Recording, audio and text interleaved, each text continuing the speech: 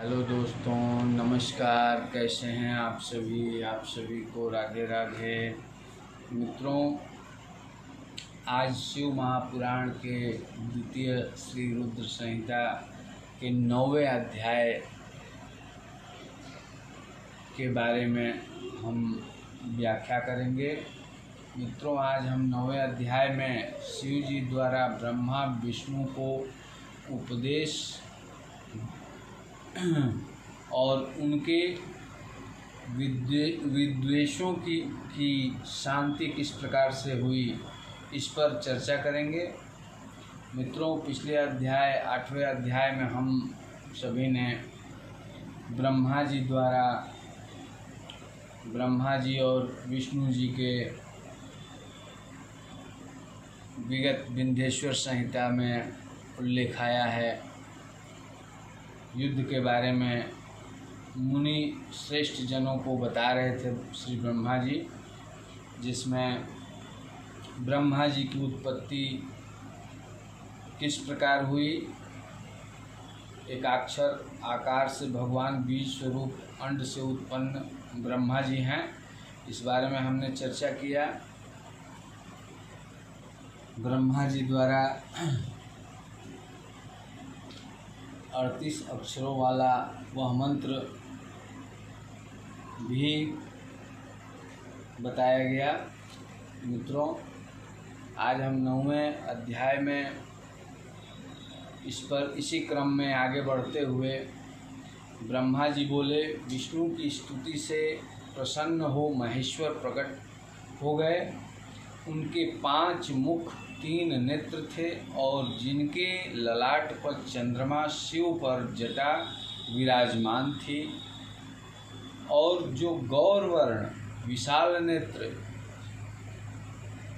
सर्वांग भस्म लपेटे 10 भुजा वाले नीलकंठ, सब आभूषणों से विभूषित, सर्वांग सुंदर जिसको कह सकते हैं, मस्तक पर भस्म का त्रिपुंड लगाए हुए थे। जब मैंने अर्थात ब्रह्मा जी और विष्णु जी ने उन्हें देखा तो सुंदर वाणियों से फिर उनकी स्तुति करना आरंभ किया। तब उन करुणाकर महेश ने अपने श्वास से श्री विष्णु जी के लिए वेदों का ज्ञान दे दिया। उसी समय उन परमात्मा ने मुझे भी ज्ञान दिया।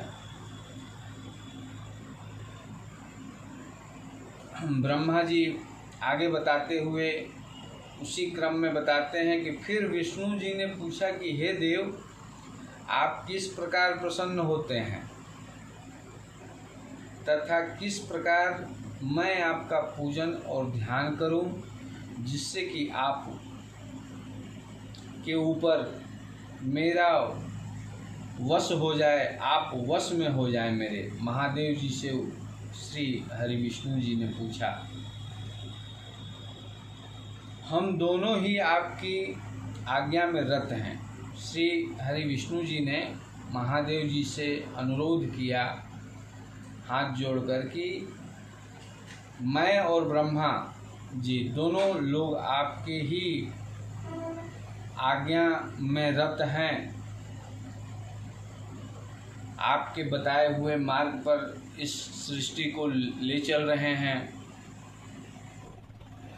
आगे आप कहिए हम क्या करें हे शंकर जी।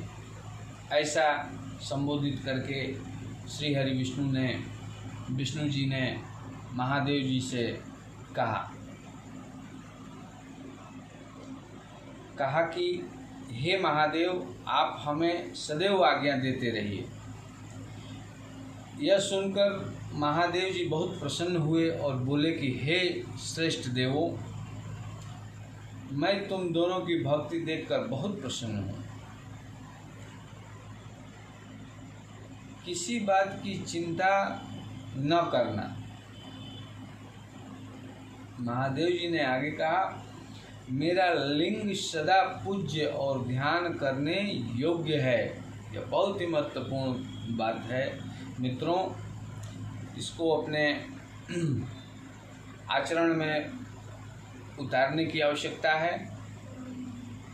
महादेव जी ने शब्द कहा, मेरा लिंग सदा पूज्य और ध्यान करने योग्य है।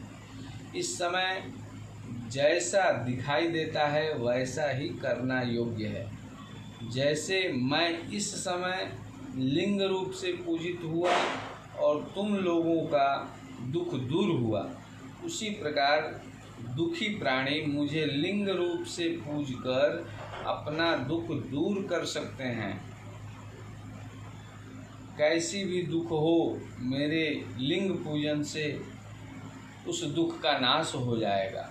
ऐसा महादेव जी ने वचन दिया, आशीर्वचन दिया। मैं अनेक प्रकार के फलों और सब मनोरथ को देने वाला हूँ। तुम दोनों ही मेरे दाएं और बाएं अंग से उत्पन्न हुए हो।